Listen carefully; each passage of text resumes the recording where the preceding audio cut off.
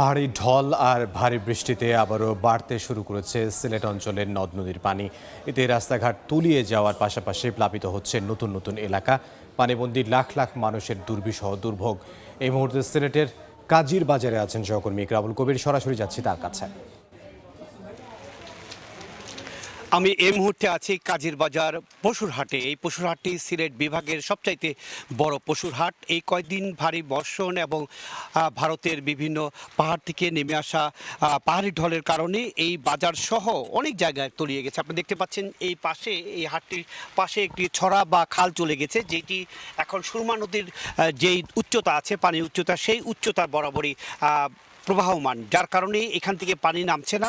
সুরমা নদীর পানি যদি এই মুহূর্তে বিপদসীমার প্রায় 6 সেন্টিমিটার নিচে দিয়ে প্রবাহিত হচ্ছে। এই কারণেই এখনও পানি, সুরমা নদীর পানি উচ্চতায় রয়েছে, যার কারণে এই ছড়ার পানি না নামার কারণে এখানে এই জলাবদ্ধতার সৃষ্টি হয়েছে। এখানে এই যে সড়ক, এই ছড়ার পাশ দিয়ে সড়ক একটি চলে গেছে, সেই সড়কটি পুরো যোগাযোগ বিচ্ছিন্ন রয়েছে। এই এলাকার একটি পশুর হাট, এটি কোটি কোটি টাকার ব্যবসা হয়ে থাকে। এই সময়টিতে এই জায়গাটি পুরো পশুতে ভরপুর থাকে। বিভিন্ন জায়গা থেকে, সেই উত্তরবঙ্গ, নওগাঁ, ময়মনসিংহ সহ দেশের বিভিন্ন প্রান্ত থেকে এবং সিলেট বিভাগের যারা খামারি আছে, বড় বড় খামারের থেকে এইখানে পশু উঠে। এই সময়টিতে আর মাত্র 12 দিনের মতন সময় বাকি আছে ঈদুল আজহা, কিন্তু এখন দেখা যাচ্ছে হাট পুরো পশু শূন্য। এই জায়গায় পানি উঠে গিয়েছিল গতকালকে একবারে। হাটের যে আমি এই যে বাঁশ দিয়ে পশু রাখার যে স্থানগুলো করা হয়েছে, পুরোটা পানি নিচে তলিয়েছিল গতকালকে। আজকে যদিও কিছুটা নেমেছে এবং এ কারণেই এইবার ব্যবসায়ী যারা আছে, এই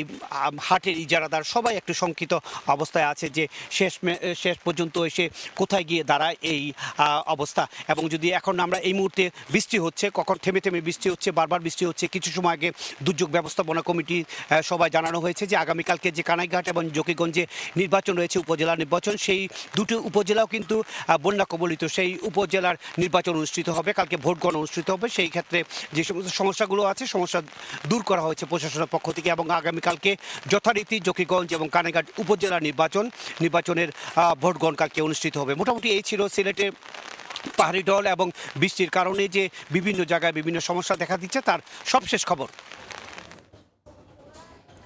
সিলেট থেকে ইকরামুল কবির। Kai Aluminium. Better is now the best. সময় সংবাদে আরও থাকছে।